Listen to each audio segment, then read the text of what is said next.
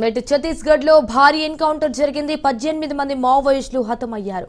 భద్రతా బలగాలు మావోయిస్టులకు మధ్య భీకర కాల్పులు జరగడంతో బీతాహ వాతావరణం నెలకొంది. బీజాపూర్ అండ్ దంతెవాడ జిల్లాల సరిహద్దులోని గంగాలూరు పిఎస్ పరిధిలో ఎదురు కాల్పులు కొనసాగుతున్నాయి. ఉదయం 7 గంటల నుండే భీకర కాల్పులు కొనసాగుతున్నాయి. మరోవైపు పేలుడు పదార్థాలు ఆయుధాలు స్వాధీనం చేసుకున్నాయి భద్రతా బలగాలు. అయితే మరోవైపు భద్రతా బలగాల కూంబింగ్ కొనసాగుతోంది.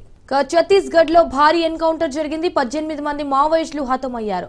భద్రతా బలగాలు మావోయిస్టులకు మధ్య భీకర కాల్పులు జరగడంతో బీతాహ వాతావరణం నెలకొంది. అయితే బీజాపూర్ అండ్ దంతెవాడ జిల్లాల సరిహద్దులోని గంగాలూరు పిఎస్ పరిధిలో ఎదురు కాల్పులు కొనసాగుతున్నాయి. అయితే ఉదయం 7 గంటల నుండే భీకర కాల్పులు కొనసాగుతున్నాయి. ఇటు మరోవైపు పేలుడు పదార్థాలు ఆయుధాలు స్వాధీనం చేసుకున్నాయి భద్రతా బలగాలు. మరోవైపు భద్రతా బలగాల కూంబింగ్ కొనసాగుతోంది.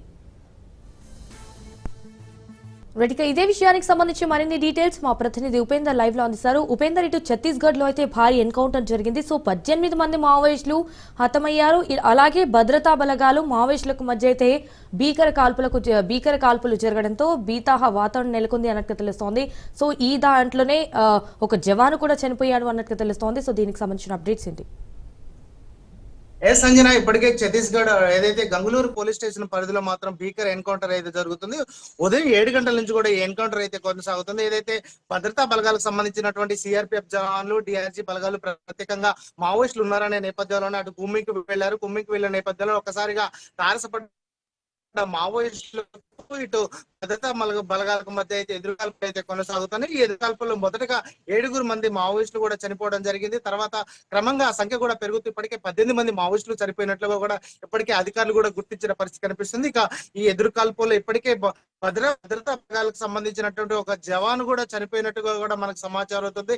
అయితే ఈ ఎన్కౌంటర్ దాదాపుగా ఉదయం 7 గంటల నుంచి కూడా ఇప్పటి వరకు కూడా కొనసాగుతున్న నేపథ్యంలోనే ఆ ప్రాంతంలో కూడా కొంత గందరగోళ పరిస్థితులు అయితే కొనసాగుతున్న పరిస్థితి కనిపిస్తుంది. అది గిరిజన ఆవాస ప్రాంతం కావటం, ఆ విధంగా గిరిజన ప్రజలు కూడా కొంత ఆందోళన చెందుతున్న పరిస్థితి కనిపిస్తుంది. భారీ మొత్తంలో ఇప్పటికే 18 మంది మావోయిస్టుల మృతదేహాలను కూడా తరలించే ప్రక్రియనైతే అటు భద్రతా బలగాలు సూచిస్తున్న పరిస్థితి కనిపిస్తుంది. ఇక మావోయిస్టులకు సంబంధించి ఏదైతే కీలక సంబంధించినటువంటి మందుగుండు సామాగ్రిని కావచ్చు, ఆయుధాలు, విధంగా మావోయిస్ట్ సంబంధించినటువంటి కరపత్రాలు కూడా లభ్యమవుతున్న పరిస్థితి కనిపిస్తుంది. వాటన్నిటిని కూడా ఇప్పటి ప్రత్యేకంగా తరలిస్తున్న పరిస్థితి కనిపిస్తుంది.